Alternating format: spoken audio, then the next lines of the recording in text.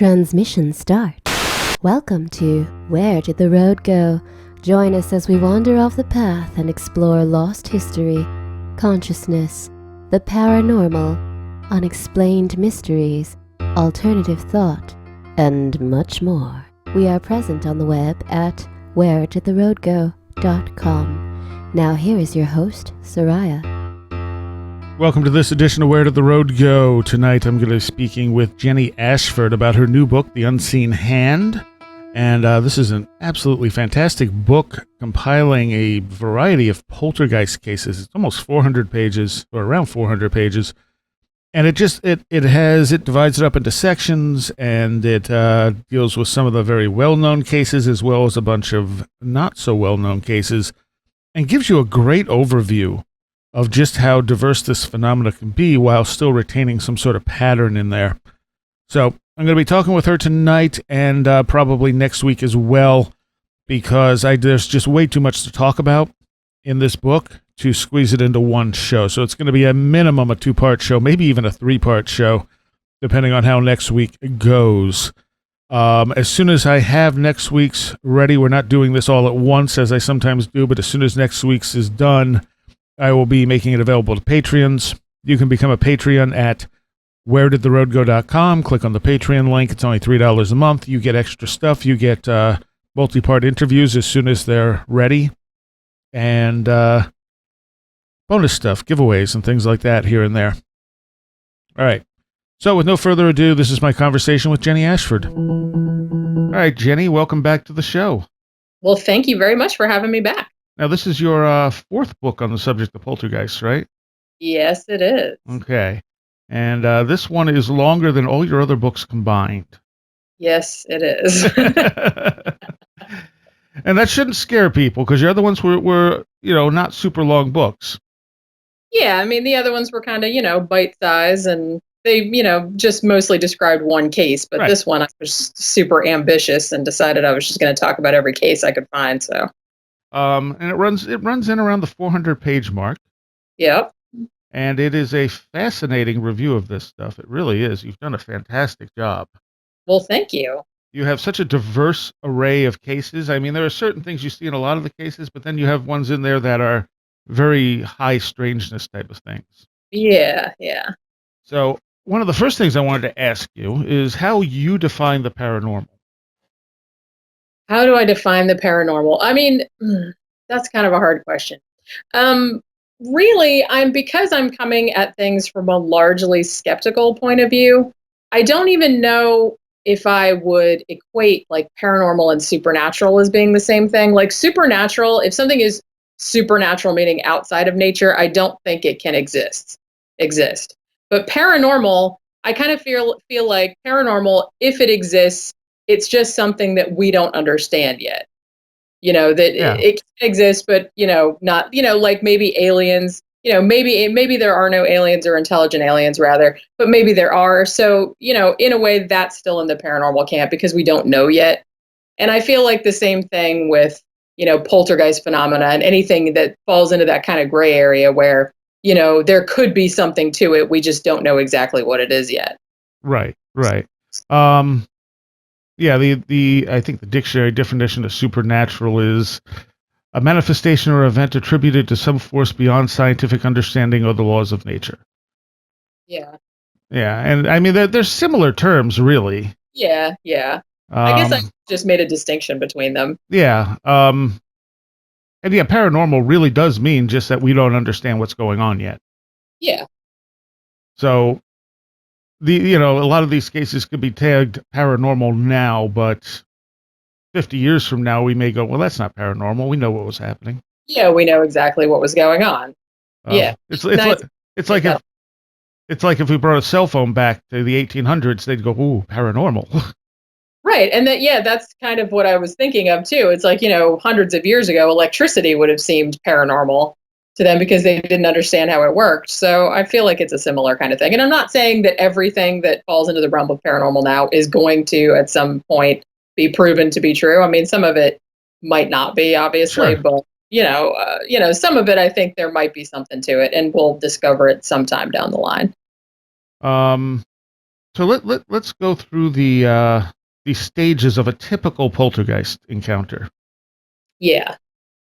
Okay, so basically, and I got a lot of this from Steve Mera and some other parapsychologists that I worked with in the past. They generally put poltergeist phenomena into a stage, and they don't all do this, because there are exceptions, and a lot of them don't go to like the extreme of like the final stage, but a lot of them do, or they kind of happen in this order. Now, usually you have your stage one, which is just real minor stuff where it's like you're not even really sure if it's paranormal yet. And it's usually kind of like knocking on the walls or like kind of funny noises and stuff like that. And, just that kind of thing where it not necessarily, you wouldn't necessarily attribute it to anything paranormal. Mm-hmm. And then you have the second stage, which is kind of more like, this is kind of where, well, it's probably something paranormal, because at this stage you're getting objects starting to move, either disappearing and reappearing in places, or you kind of see them levitating or whatever. Stage two would also involve electrical malfunctions, like your appliance is not working correctly or things like that. And usually at this stage, if there was rapping or knocking or scratching at the walls, it'll get louder and louder.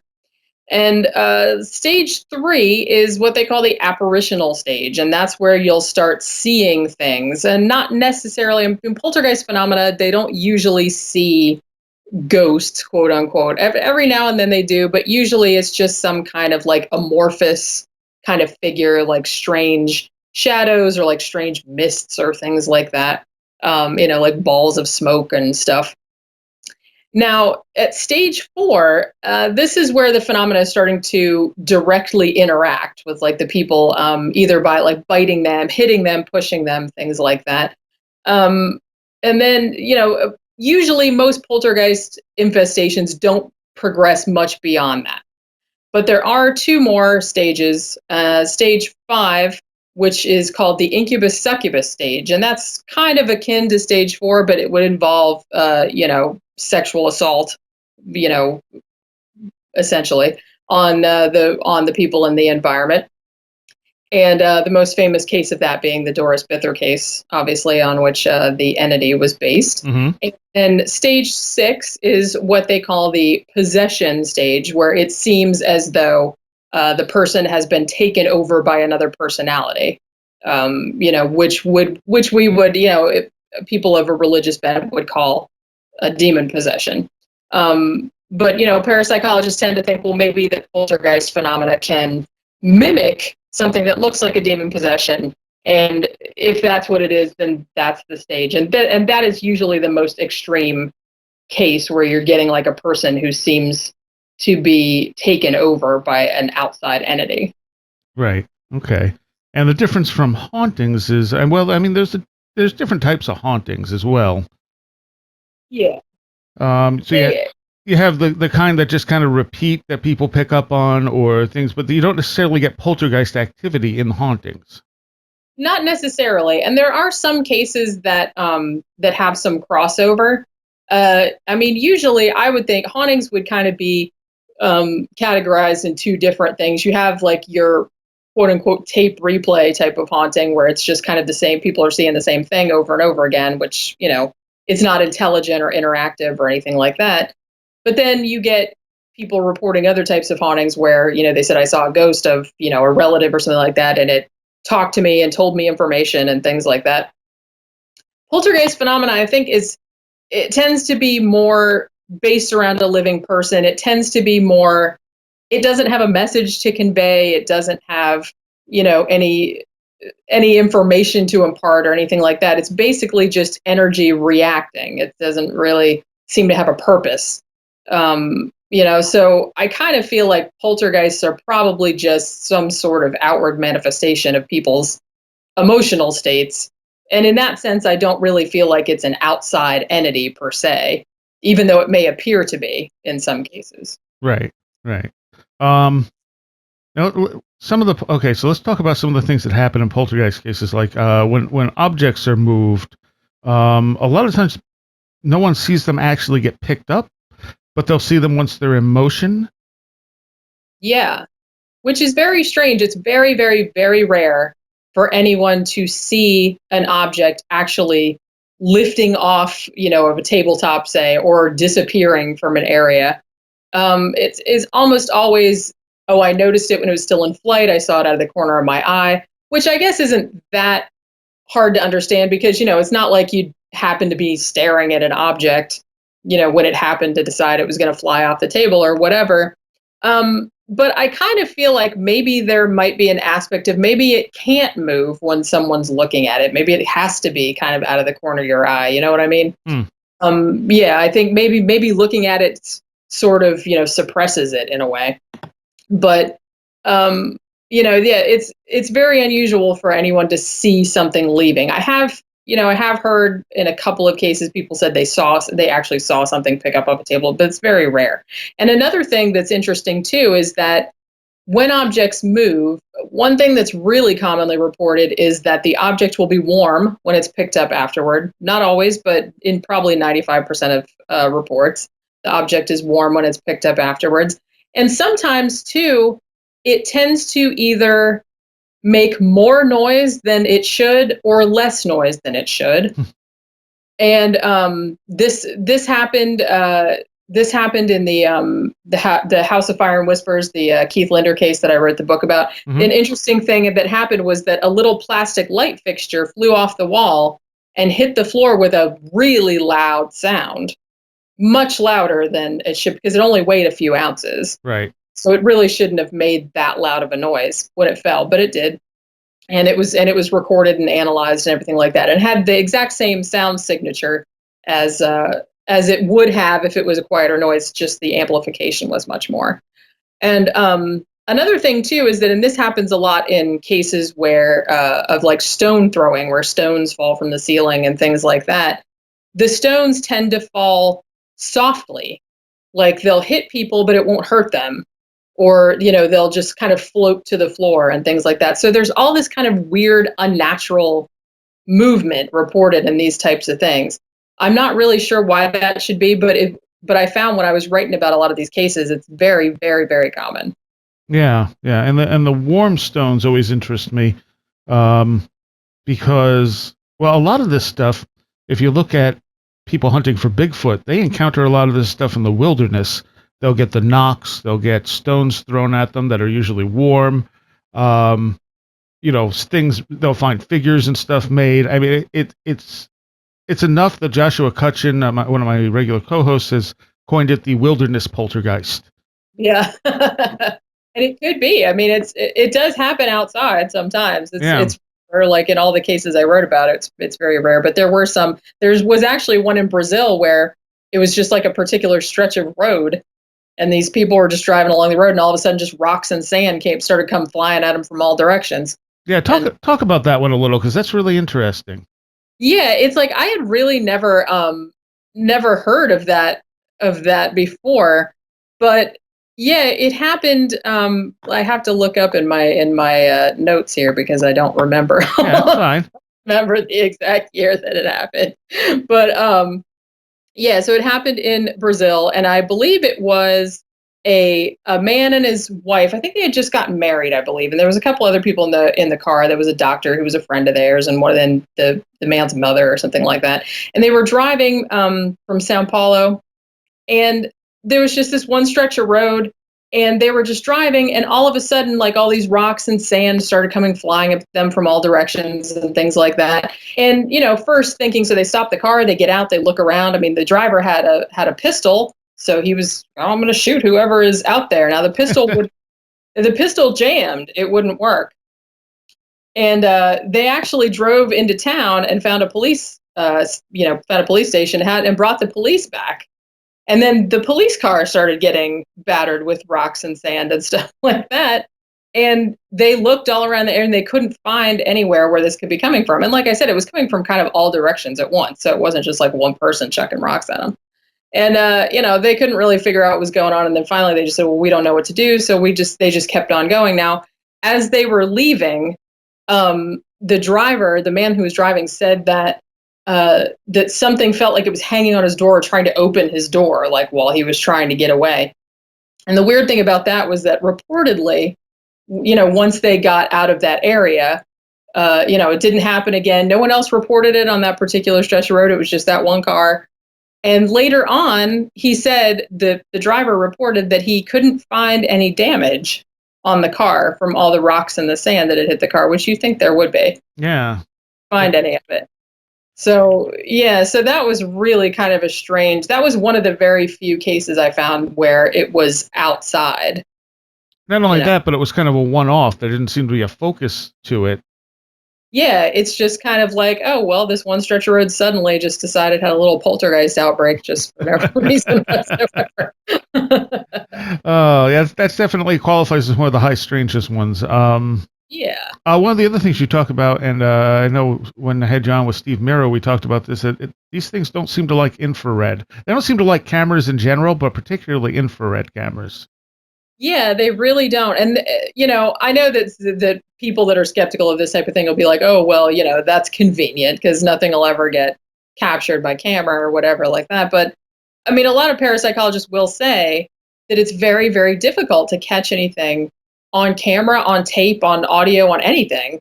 But usually they seem to have a particular hatred for infrared. Not sure why. Maybe they can. I mean, Steve Mera has told me, I don't remember if he said it on the show, but he said that he's like, maybe if these things are entities, maybe they can see it. Maybe it hurts their eyes, or maybe, for some reason. He's like, I don't know why, but they really don't seem to like cameras. And they in the House of Fire and Whispers case, the whatever it was, which actually seemed like a combination of poltergeist and intelligent haunting, it stole a couple of Keith Linder's cameras, and it also would turn them around to face the wall all the time, almost like it didn't want, and if you heard a noise like that was recorded on the camera, you would never see anything like on the picture because it would have turned the camera around, almost as like it didn't want to be seen. Oh, it definitely has that trickster sort of thing going on. Oh, yeah. Yeah. For whatever reason. Yeah.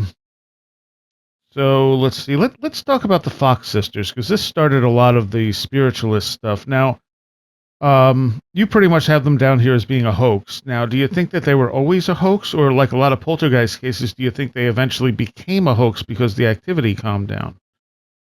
Yeah, see, that I'm not really sure about. I mean, it's pretty much a given now that it's like, and they came out later and confessed that, we made the noises ourselves with our toe joints and all this other kind of stuff.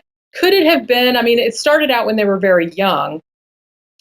Could it have been they were faking and that it became real, or it became or it was real and then it petered out, like you said, and they, that's a possibility, because I do think that that sometimes, and we might have talked about this in the last show, that sometimes, especially when the real stuff isn't happening and there's so much pressure on the focus to perform, as it were, then yeah, they'll start faking because they're afraid that the real stuff won't happen anymore. Yeah. I'm not sure if that's the case with the Fox sisters. I mean, they did seem to come out later and they said, even from the beginning, the first noise that they claimed that they heard, that their mother actually heard, they said, oh, we made that by, tying a string to the stem of an apple and banging it against the floor, so their mother would hear it from downstairs. So they did seem to be, if their confession was accurate, they did seem to be saying that we were faking it all along. Whether they were or not, because there was so much controversy about, the two that kind of went on with spiritualism, and then the other sister, Leah, who there was like a big rift in between them. And the two Fox sisters that confessed, they did actually get money for giving a demonstration of how they had faked things. Mm-hmm. So, yeah, it's entirely possible that, I tend to err on the side of, yeah, they were probably fakes. But, there's no way of knowing if maybe that it had started out, as a real mediumship type of thing, and then it kind of spiraled out of their control, and this whole religion started around it, and then it stopped, and so they felt like they had to keep faking it, so they wouldn't get into trouble, or they wouldn't lose face, I suppose. Okay. So the first main section in your book deals is it stone throwing first? Yeah, stone throwing first. Then you deal with cases of knocking, which is very, very common in poltergeist encounters. And the Fox sisters, of course, one of the knocking cases. But you also deal with the case of Eric Waters from Andover, England, in 1974, that I found really interesting. Yeah, that's right. Yeah, let me find it. Yeah, that's fine. I don't expect you to remember these things right off the top of your head. Yeah, because it was so many kids. That was the thing. It's like initially I had 50 cases in my initial outline, but it seemed like every time I researched one case, I kept finding a bunch of other ones. And I was like, oh, that's really interesting. And I never heard of that one. So I should put that one in there too. So then I ended up having like 100. The book was only supposed to be half this long, but I kept finding new stuff.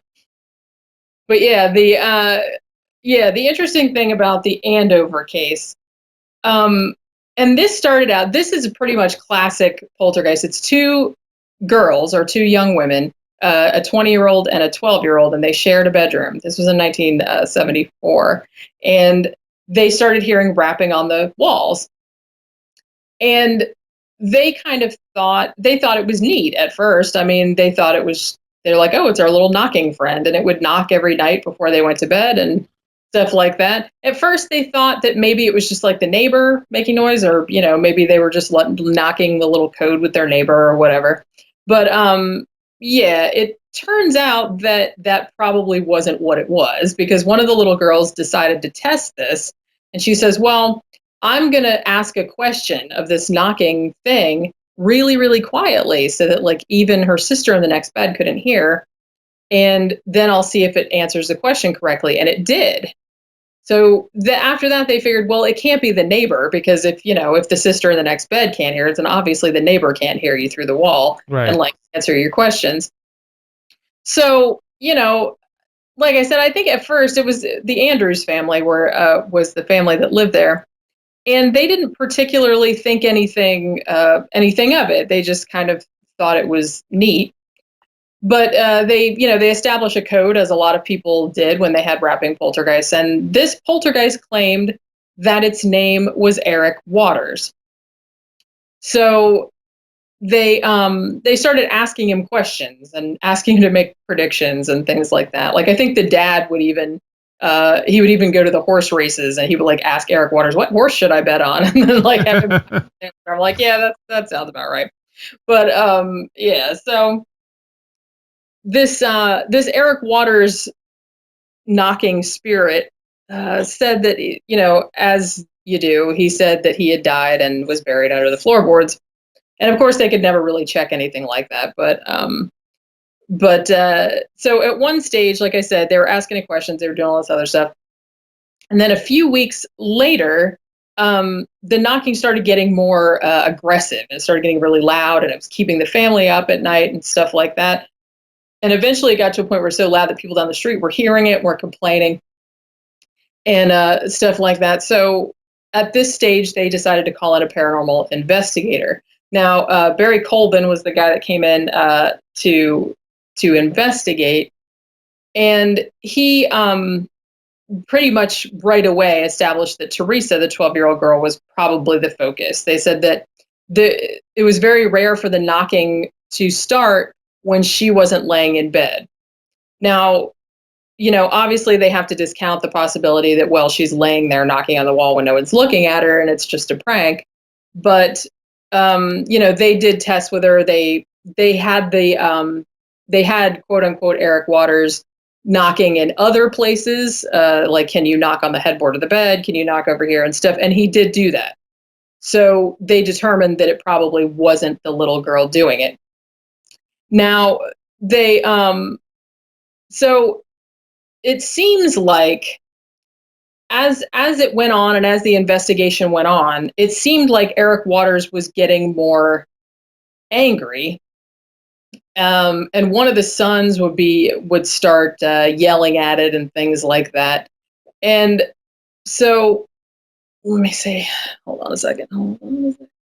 Yeah. So one of the sons started calling the spirit a liar. I don't really believe you're buried under the floorboards. I don't believe you. I don't believe you're who you say you are, and stuff like that. And in a way, it made the spirit angry. Like he just kept knocking and knocking and knocking. But also it was kind of good because, the paranormal investigator was there and it kind of gave him something to work with. But, and he actually said that at times the knocking was so loud that he could go outside the house and put his hand on the wall outside and he could still hear it. So it was like a booming more than a banging. And he also, he did a series of tests where he would hold up cards where only he could see them, and he did a few tests where no one could see them. Like he would just pull a card out of the deck and just not let anybody see it, and then he would ask Eric Waters, what number was on the card, and he would knock it out. And almost always he got it correct.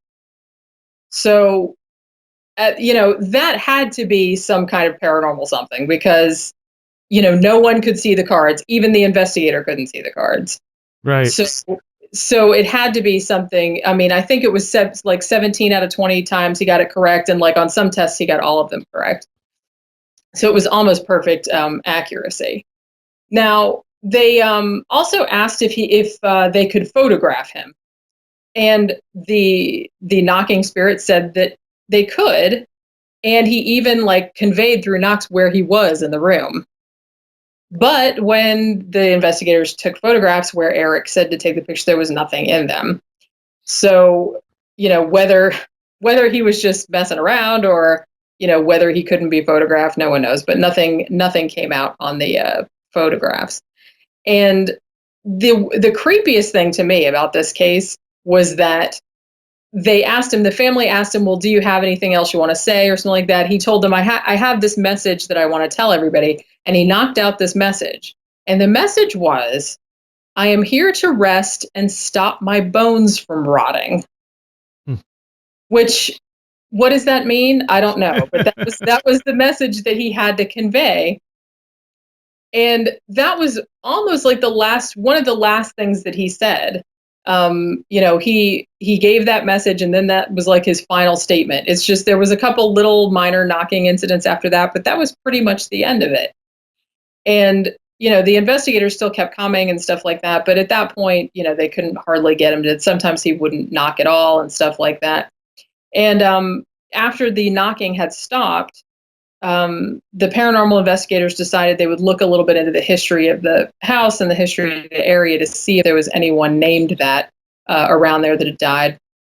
They did discover that although Waters was a very common name in that area of England, they didn't find any of the records that were named Eric, although there were a couple that their first names weren't recorded. So, not completely definitive. Yes, there could have been an Eric Waters and stuff like that, but and obviously they couldn't really dig the house up to dig underneath to see if he was under there. But they couldn't really find anybody named Eric Waters in the records, so they don't know if that was actually a ghost, whether it was a hoax, whether it was a manifestation of the little girl's emotional state.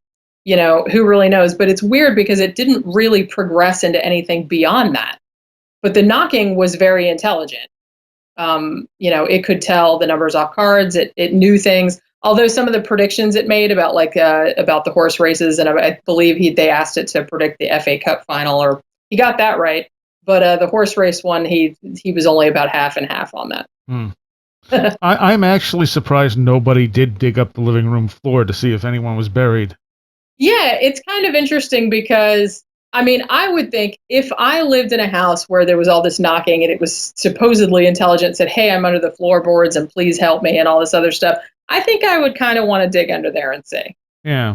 I can see how maybe they couldn't and maybe it wasn't their house or maybe there are other things intervened, but I think I would want to know.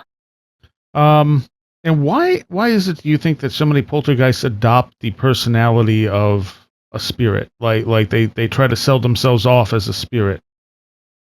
I kind of feel like, and I could be totally wrong on this, but I kind of feel like my hypothesis is that I think there's some kind of give and take between the poltergeist energy, for lack of a better word, and the focus individual and the other people in the environment too, to a lesser extent. So I definitely do think there's like a kind of feedback loop of we think this is a ghost, therefore it behaves more and more like a ghost. And then it just starts building up and building up. And that's why I think that a lot of cases of so called demon possession are probably poltergeist infestations just happening in an environment where the people who are witnessing it think it's a demon. And if Right. you think it's a demon, then the person that's generating it internalizes that and says, "Oh, well, it's a demon," so they make it act like a demon. Yeah. Yeah. And Unconsciously. yeah, unconsciously. They're not doing it consciously. But so I definitely think the same thing happens um, with a one that acts like a ghost, and even ones where people have seen apparitions and things like that. I definitely do think there's a thing where if you think it's a ghost, then that's what it's going to act like. Yeah. And I would tend to agree with that, although Red Pill Junkie, when we were talking about this at one point, did suggest that if a spirit wanted to intervene in this world, they might use someone's latent psychic ability to do it. Oh yeah, I definitely think that's the case too. And like I said, and we might have talked about this before, but like in the Enfield case where Janet Hodgson was kind of appeared to be channeling that man Bill, Hmm. who was a real person who had died in the house and died the way she said he did. I don't know if that was necessarily the ghost of that guy coming back, or if she just had some kind of psychic connection to the past and she was just so it was coming out of her own head maybe. Right. Yeah. Yeah. She somehow knew that and was like generating this. Pick, So picking maybe up it doesn't pick, matter, maybe it's a distinction without a difference, but picking up information about the environment. right, yeah. Um, and you had one case in here, and I didn't write down which case it is, where it seemed like there were two focuses because things would happen when the two of them were around. Yeah. But I don't remember which case it was, but I've had that experience actually. There's one person who, if she's around, electronics will go nuts around us. It doesn't happen to her. I get limited poltergeist stuff here and there, but it doesn't happen to her. But when she's around, it amps up. Yeah. So you definitely can have a feeding off of other people where energy just kind of like goes up. Yeah. And I mean, I definitely do think because, like I said, I mean, I do think that poltergeists are generated by, you know, extreme emotional trauma, kind of repressed emotions, things like that. Hmm. You would think that if that was the case, that it would be a lot more common. So I definitely do think that there's an aspect of the environment and an aspect of the other people around. I mean, it definitely has to have all these factors kind of have to align for poltergeist activity to take place. I mean, there could be a person that had latent psychic ability that were undergoing emotional trauma or whatever, but if they weren't in an environment of other people who could somehow amp up their energy or an environment that could somehow amp up their energy, then maybe nothing would happen. I think there have to be a lot of things to kind of come together, like a perfect storm type of thing for anything like that to happen. And that probably explains why it's so rare, because it's rare that like this perfect synergy of things all come together at the same time. I also wonder how much the environment itself. Like, it seems like there are certain areas that are more prone to poltergeist activity. I noticed in your book there's like certain areas that repeat, not the exact area, but the general location.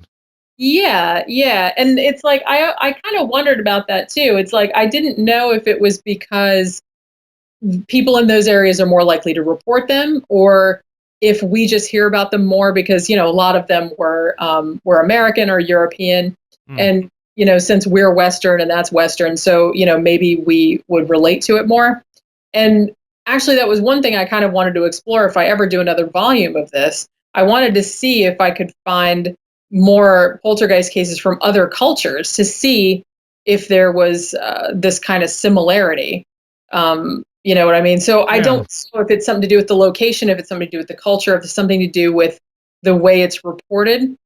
But I would be interested to delve into that a little bit more because, most of the cases that I wrote about were cases that had been written about in English. So even though I had some cases in there that happened in Africa, that happened in India, I had a handful of those. But they had to have been significant enough to be reported into English so I could research them. But Right. so I don't know if it's something to do with particular locations. Like I'm thinking in terms of there was one. Well, there were two cases that happened in England in houses right around the corner from each other, like 20, 30 years apart. And even though the manifestations were kind of different, I would kind of wondered if there was something about that particular area that made poltergeist more likely, or if it was just a total coincidence. It's hard to say because it could be either thing, really. Oh yeah, absolutely. Yeah. Um, let's see. I also just as a thought wonder if more people actually have minor poltergeist activity, but they just don't notice. Like things go missing, they just assume they misplaced it. Objects move, and they just assume it fell, and so it never really gives power to the poltergeist itself, and then it just kind of stops. Yeah, so that and actually I think Tom and I have talked about this before. I said, it might be a lot more common than we think, but people just it might just be so minor that people are just attributing it to, oh, I'm getting forgetful or I'm getting old or something like that. Because I mean, we've had some, unabashedly poltergeisty things happen at our house. Not anything hugely major, but there was obviously no natural explanation for it. Right. But then on the other hand, we've had some things happen that were kind of like ambiguous. Like, he'll be working on something and he's like, I just put a wrench down. And then 5 seconds later, I turned it wasn't there. And then he couldn't find it and things like that. So was that a poltergeist or did he just leave it somewhere else and forget? It's like, you never know, really. It has to kind of really be in your face before you'll attribute it to the paranormal. So yeah, you're right. I mean, it could be really, really super common and people just aren't noticing it. So it's not getting into that feedback loop where, oh, there's a ghost in here, or there's a poltergeist, where it kind of gets the fear and the energy to kind of build up to something worse. Yeah. Yeah. Let's talk about Matthew Manning, the poltergeist boy. Okay. And this was 1967. It's on page 122. Oh, thank you. Because I have I have my book open and and I have like the little pages that I'm scrolling through because I can't remember what page. Matthew Manning, yeah. This kid was if his claims are genuine, he is actually one of the very, very, very few people that said that in later years he was able to control the poltergeist manifestation to an extent, because he actually, as he got older, he kind of became a sort of a spiritual advisor type of thing. But same thing happened with him. It started when he was 11 years old, so very typical there. It happened in 1967, and it started with pretty minor stuff. Just things moved around. Like this little stein that we had up on the shelf. Now it's over here. This bowl of flowers was on the table. Now it's on that table. So at first they didn't think anything super strange, but it kind of got to a point where it wasn't every day, but it was so weird that at last the Matthew Manning's father kind of asked some people at Cambridge University about it. It's like, stuff's moving around in my house, and it's like, do you guys have any explanation for that? But they kind of just blew it off, like, whatever, we don't know what you're talking about. Right. So the odd thing was that this little object movement thing started, and then it stopped. Like all the activity stopped for about 3 months, or they didn't really notice it anymore.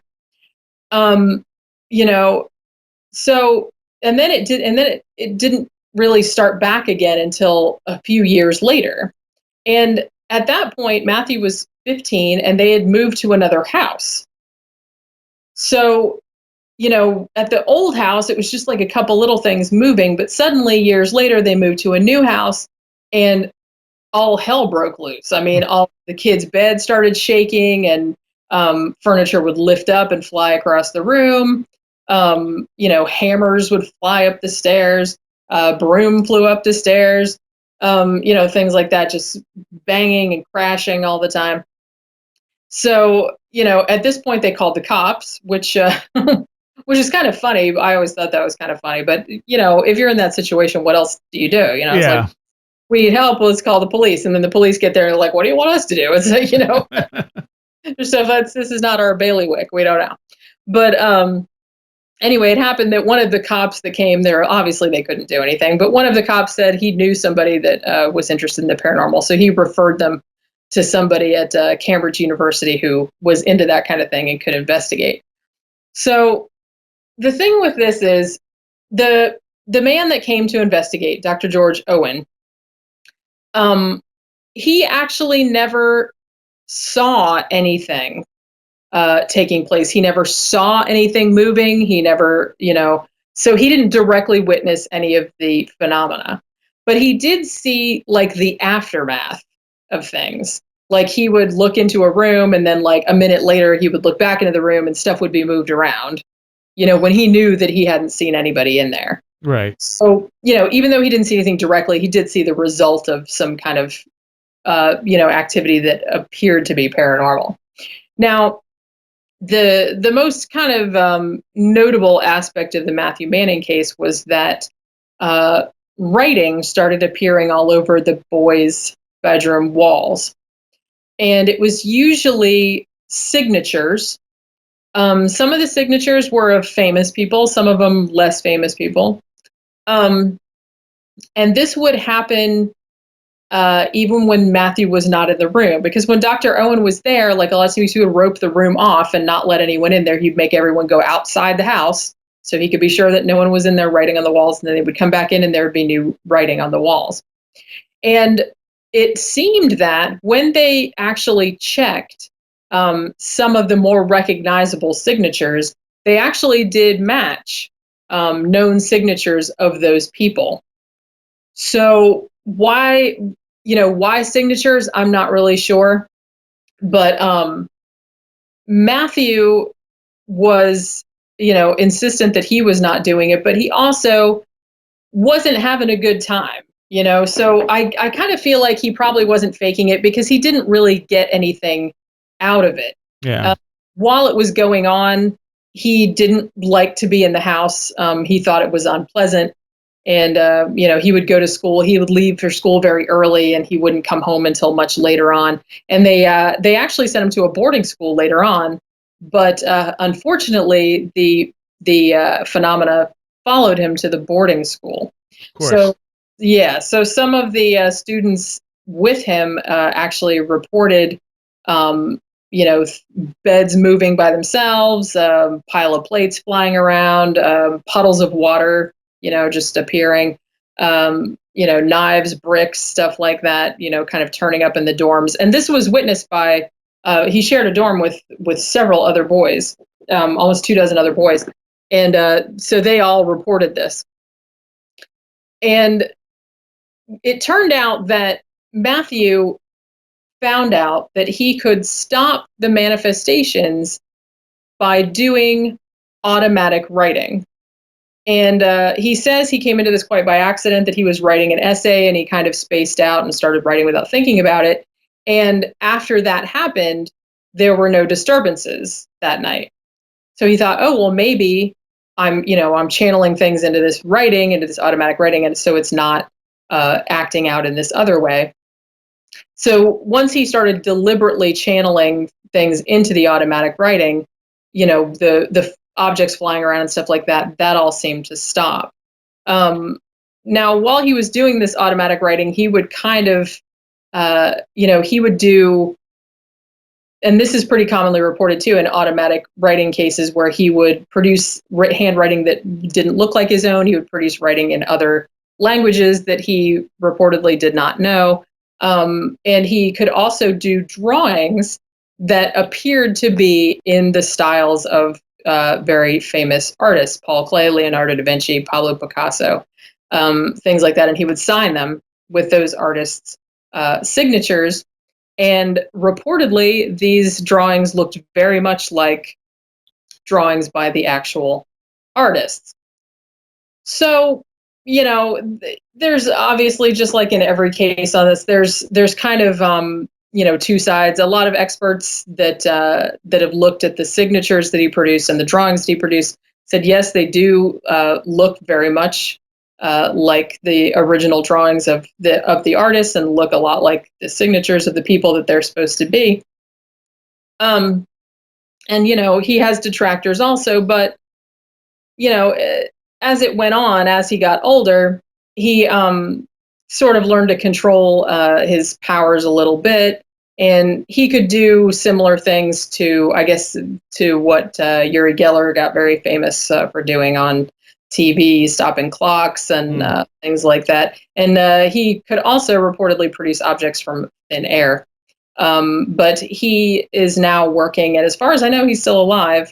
He's working as a psychic and a healer, and he wrote a book called The Link about his childhood.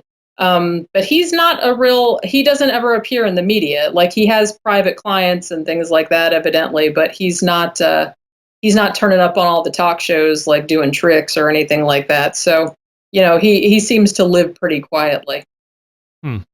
Yeah, I found that one really interesting because he seemed to get a grasp of it.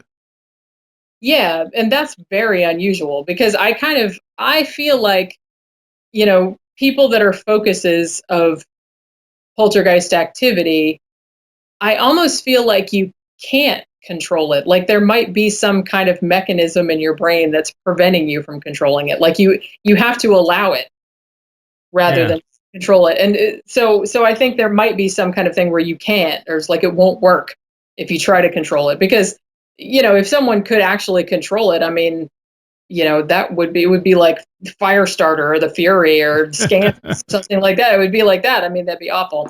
So so it does seem like, and really him and Don Decker, the Rain Man, who also claimed that he could control his the indoor raining to some extent. But that's kind of really the only two cases where it seemed like they actually got some handle on their quote unquote power and learned to kind of channel it or control it later on. Okay, let's look at Enfield. Okay. Now, a lot of people are probably familiar with Enfield because of the movie about the Warrens, despite the fact that the Warrens didn't seem to have much of a role in it. No, they did not. We'll get to the Warrens later. Yeah. Let's go over Enfield, because a lot of people, I don't think, know the true story because they've been kind of poisoned by The Conjuring 2, which has very little to do with what actually happened. Yeah, and that's kind of a shame, because the Enfield poltergeist, I always found, was really one of the most fascinating cases in its own right. And it does seem like every time they make something out of it, like they made The Conjuring 2, the BBC also made a 3-part miniseries based on it. And although the first 2 parts of that stuck fairly close to the real story, the third one, it just kind of went full on horror movie. Right. And the actual case was really not like that.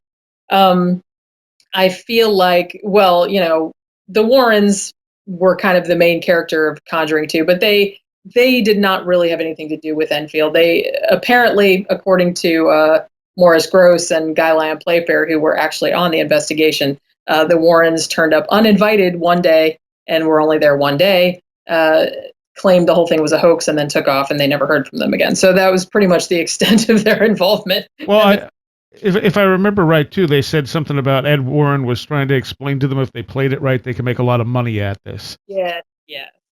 And, not to crap on the Warrens, it's just they, well, particularly Ed Warren, I think was, he was kind of in it to make some money. Yeah. And, whether he thought he was helping people, I think he probably was, but I think they were kind of in it for the money, especially him. I'm not so sure. I'm not sure about Lorraine, because, she seemed like a nice lady, but I don't know. Ed seemed more kind of like bullying his way into cases and being like, yeah, we're going to write a book about this and they're going to make a movie, just like Amityville and all this other kind of stuff. Because, they got involved in Amityville too after. Mm-hmm. Mm-hmm. But yeah, the thing about Enfield is that a lot of the manifestations, and this is it's almost like the classic poltergeist case. It was a family where it was a single mother. Her husband had taken off and left her with 4 children. Two of the girls, Janet and Margaret, were about puberty age, and started out similar kind of thing, knocking on the walls. That actually, I think the first thing that happened was a dresser kind of scooted across the floor by itself, and the mother actually witnessed that. And as it went on, the only thing unusual about Enfield was how long it went on, and it went on for like a year and a half, and so many people saw it. But I don't know. I feel like it's been so, Hollywoodized and stuff like that. To me, the most interesting thing about it was, and I would recommend reading Guy Lyon Playfair's book, This House is Haunted, because he was there for a lot of the case. And the book is kind of dry, but in a way that sort of makes it creepier because it's very matter of fact. Yeah. I mean, he's not exaggerating anything. He's just like, in this day, this happened, and this happened. I was hit by a Lego that flew by itself across the room, and and things like that.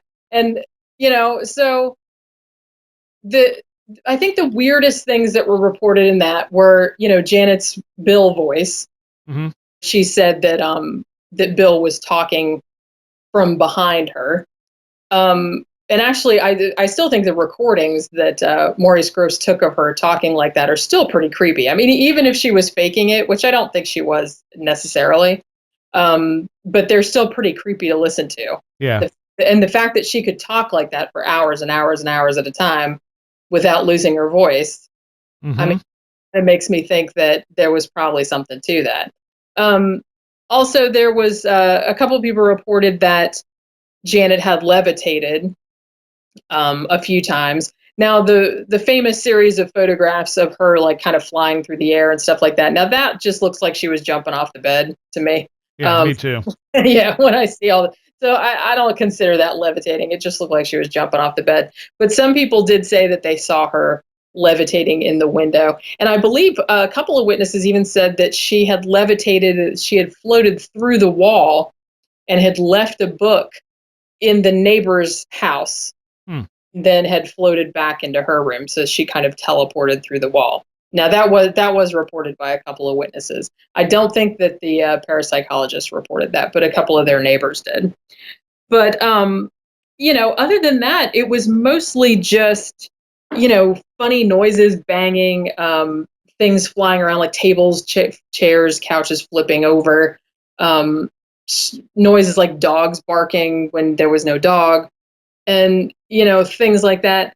But I don't know. It seems like I remember watching. I actually haven't seen The Conjuring 2 yet, but I did see the BBC miniseries about it, and it does seem like in the miniseries they made Bill, the old man, almost like the antagonist, and they made him like he would appear as a ghost and things like that. Now, Janet never saw him. No one ever saw him. So that kind of made me angry that they felt like they had to do that. I mean, she just talked in his voice. Nobody ever saw him as a ghost. Nobody thought it was a ghost or anything like that. But so and the thing too is that, again, this is a case where while the girls probably got something out of it at the time, because they had a kind of a bad home life and their father just left and things like that. So they were getting all this attention. They had all these psychologists and media people, and they were coming and staying with them and paying them a lot of attention, and they probably thought it was cool. And they did get caught faking a couple of things. Nothing big, but I think one time they moved a tape recorder, and Maurice Grosse caught them saying, "We're going to move this tape recorder and say that the poltergeist did it," and stuff like that. So I kind of feel like skeptics say, oh well, they got caught faking once or twice, therefore all of it was faked.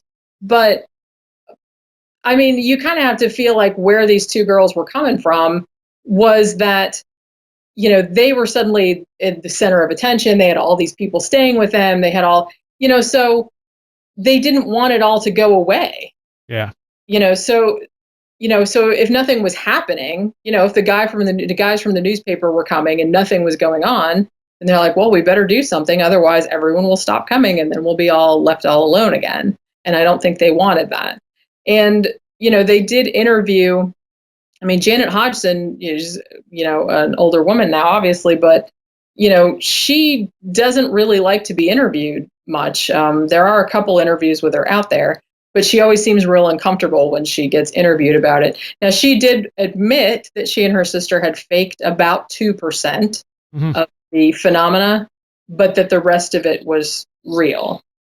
And honestly, a lot of the things, and the fact that they were caught faking, that almost kind of makes it more likely that the rest of it wasn't faked. Because if they were faking it all the other times, then they would have caught them, because they caught them those 2 times, those couple of times where they actually were faking. So they were looking out for that kind of stuff. The parapsychologists were looking out for that kind of stuff. So I kind of feel like, most of the stuff that happened, I really don't think they could have faked that. And while I'm kind of, do I think that Janet was producing that Bill voice? Probably, but I don't know if she was doing it consciously, really. Right. Yeah, absolutely. Yeah, and The Conjuring 2 has very little to do with what actually happened in that house, and it kind of, trumps the Warrens up as these big paranormal superheroes. Yeah, and that's kind of a shame. And like I said, I'm not saying that they weren't involved in some legitimate cases, but I definitely do think the Warrens were kind of looking out for number one. So they would sort of, go to a case and then they'd be like, well, how can we, what angle can we get on this so we can get a book out of it and we maybe get a movie out of it and things like that. Because they did, make quite a bit of money from some cases that they worked on. They did that werewolf guy and, Amityville, like I said, and I think the Smurl haunting, they were involved in that as well. But, it's funny because Enfield, if indeed, as the parapsychologist said, the Warrens showed up uninvited one day and then only stayed there one day and then took off, I'm kind of wondering if they thought, well, it's not our case, or because they met with resistance from the parapsychologists, that they said, well, maybe we should go somewhere else who's more like open to move things up, maybe. Well, with the movie, I had done some research on the movie, and it looks like it's from the files of Ed and Lorraine Warren or whatever, but they don't actually have the rights to all the stuff that Ed and Lorraine. I don't know. There's something going on where whoever was doing the movies doesn't have the rights to do the movies on most of the stuff. And when you're watching The Conjuring 2, if you know the story behind Enfield, you realize they've just kind of put the Warrens in the positions of the parapsychologists who are actually there. Right, yeah. And I think the thing that irked me the most is where Ed Warren, talks to one of the 2 main parapsychologists there and tells him, this is about the kids. You can't just treat them like experiments. And I'm thinking, this is coming from Ed Warren.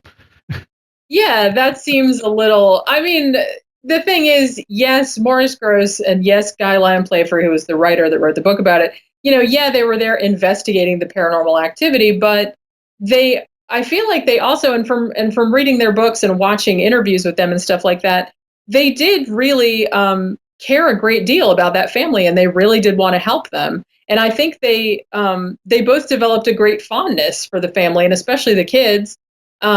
And really, I think the kids almost saw them as like father figures because they had lost theirs.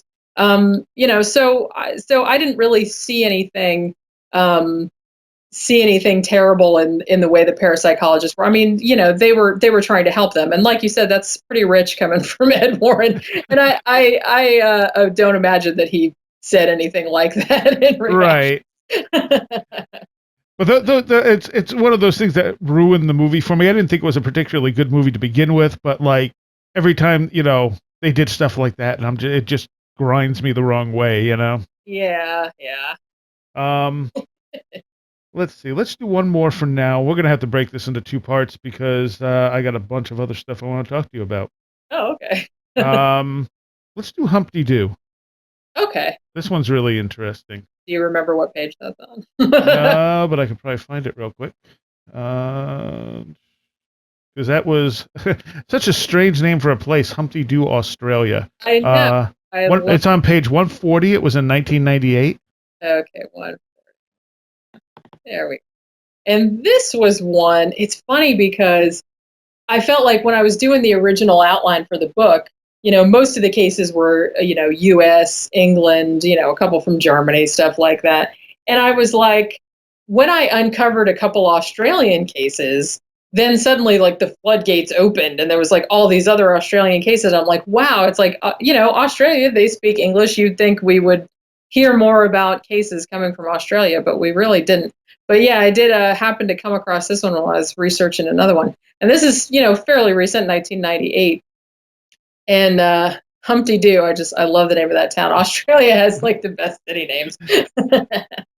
But this was a bunch of housemates. And it was summer of 97. And this couple moved into this house and they had a couple of roommates. And the roommates were also a couple and they had a baby daughter. And then they also had this other friend named Murph, who was kind of a biker guy, and he lived there with them too. Now, the first thing that happened was they were all sitting out on the porch and they were drinking beer and talking or whatever. And then all of a sudden, all these rocks started flying at them from out in the dark. And they weren't real big and they looked like the same kind of rocks that were that their driveway was made out of. So, at first they thought, oh, well, someone's out in the woods, like throwing rocks at us. But they couldn't find anybody and stuff like that. And eventually they just got annoyed with it and they said, well, let's just go inside. Obviously whoever's out there is just going to keep throwing rocks at us all night. So they went inside the house. Problem was, then the stones started flying around inside the house too. So now the stones are kind of materializing up near the ceiling and then falling down on them. And they said the weirdest thing, it was actually storming outside, but they said the rocks that were falling inside were dry. So they obviously were not coming from outside or weren't coming through the roof or whatever. So, so they start investigating. They climb up to the attic. They can't find anything. They just, rocks are falling down in their faces and stuff like that. And then other things started flying around too, little appliances, a CD player, a mattress, stuff like that. And then they start hearing scratching coming from inside the walls. So the first thing they did was they contacted a priest. And the first priest they called, he was from St. Mary's Cathedral. His name was Father Stephen D'Souza. And he came out and said that someone in the house had latent psychic abilities and that it attracted a spirit. So he's like, well, I'm gonna perform a binding ritual. So the spirit, even if it doesn't go away, it won't hurt anyone. So while he's doing the ritual, there was a knife sitting on top of the microwave and it threw itself at him. Now it didn't hit him, it stopped and then fell to the floor. Just like he had a force field around him. So, the priest was like, okay, well, I'm out. Because obviously that didn't work. So, even though the poltergeist had thrown a knife at this priest, the poltergeist activity stopped for 3 days after the priest was there. However, it started back again 3 days later. And so then they called out another priest, Father Tom English. He was the second one that came out. And he actually saw a bunch of things flying around in the house, bottles, some bullets. He said he saw things flying around the house and they would turn corners, which is also kind of commonly reported. They call it unnatural trajectory in parapsychology, where things fly around corners or fly around impossible angles. And so he gave the house a blessing. He left them with a crucifix and a Bible. And basically, his blessing did not work either because he kind of walked back to his car and then the Bible and the crucifix that he'd left there just went flying up and hit a wall. And, same thing with a bottle of holy water he left there. and the scratching in the walls started getting louder and stuff like that. Now they called in a third priest, who was a Greek Orthodox priest, and he only got about halfway through his blessing before some invisible force started trying to pull the Bible out of his hand and twist his arm behind his back, so he also took off. Now, one of the creepiest things, now the housemates, they didn't really like all this stuff going on, obviously, but they didn't want to move. It was a nice house. They had all just moved in, and, they liked the house where it was and everything like that. And, they said, it hasn't hurt anybody yet, really. So they were kind of interested in them too, because they said, it's actually kind of neat, even though it's kind of scary. But then it kind of got a little eerier. What the poltergeist would start doing was it would take the pebbles from the driveway and it would arrange them either into little shapes. It would usually do crosses or tridents, or it would spell words. And they said the strangest thing about this was that the pebbles were always arranged with the flat side up.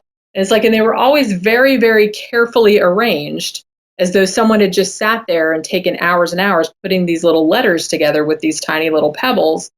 But sometimes it would happen like immediately, like you would walk down a hall and then 2 minutes later you'd walk back down the hall and then there would be a word like spelled on the floor, when obviously no one could have done that quickly. Right.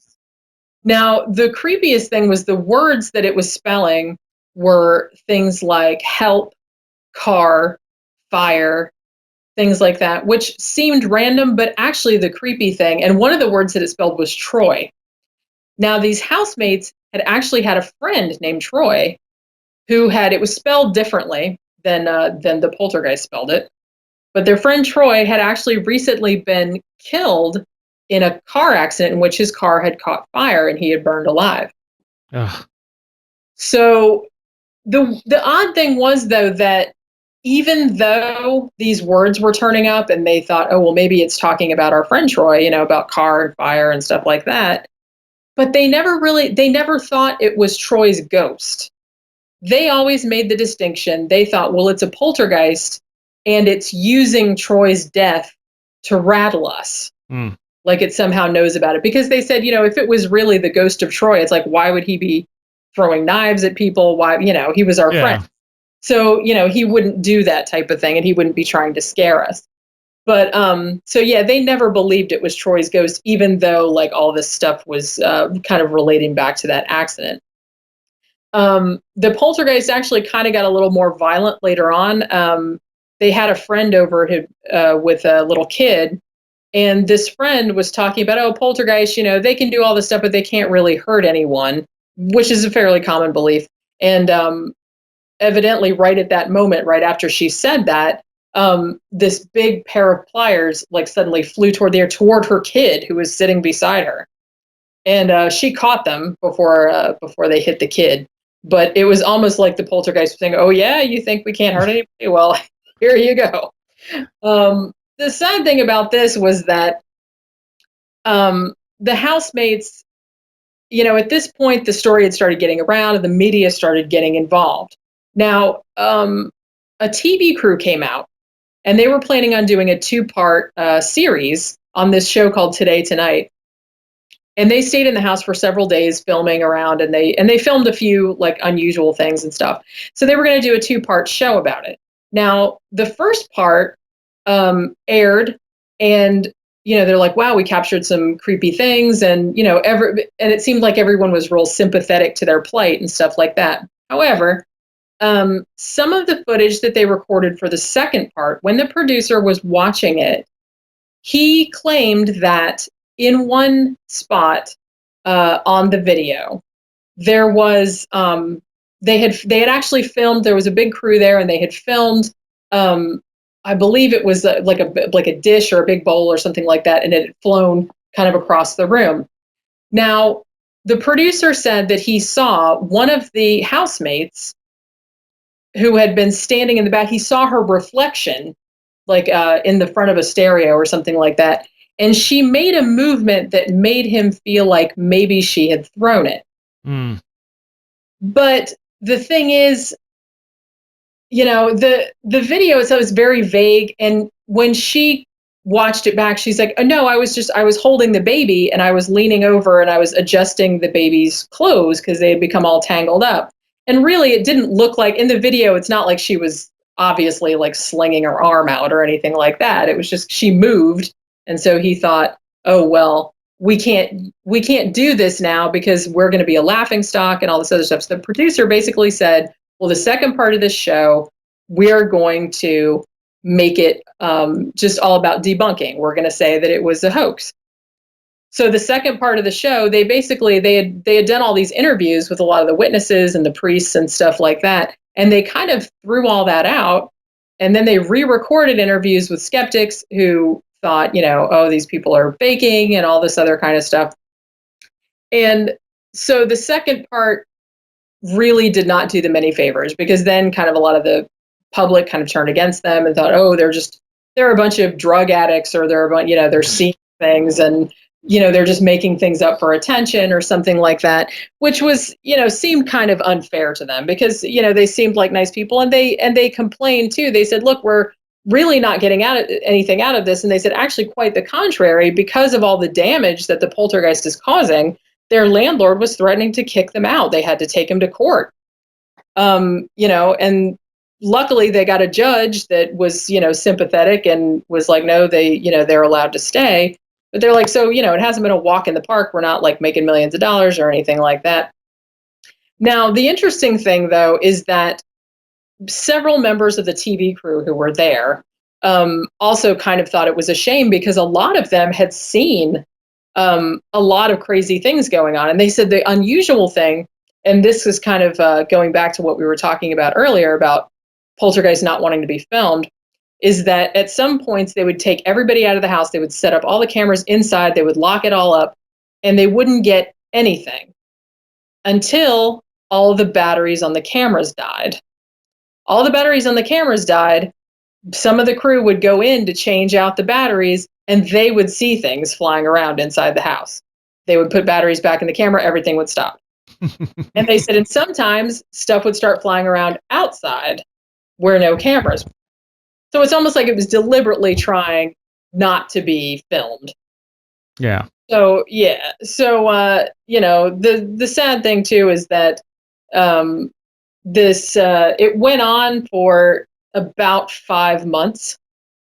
And like I said, many people witnessed it. There were two paranormal investigators who came later, and they actually put it in their book called The Australian Poltergeist, and they wrote about this case among some others. But they actually saw a bunch of things being thrown around the house: pebbles, batteries, bullets, broken glass, knives, things like that.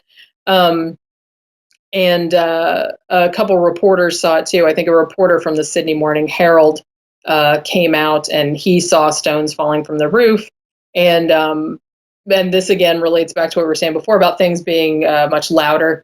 He said when the stones fell, when they hit the floor, it was much, much louder than it normally should have been. And he also saw pairs of scissors and stuff like that flying around.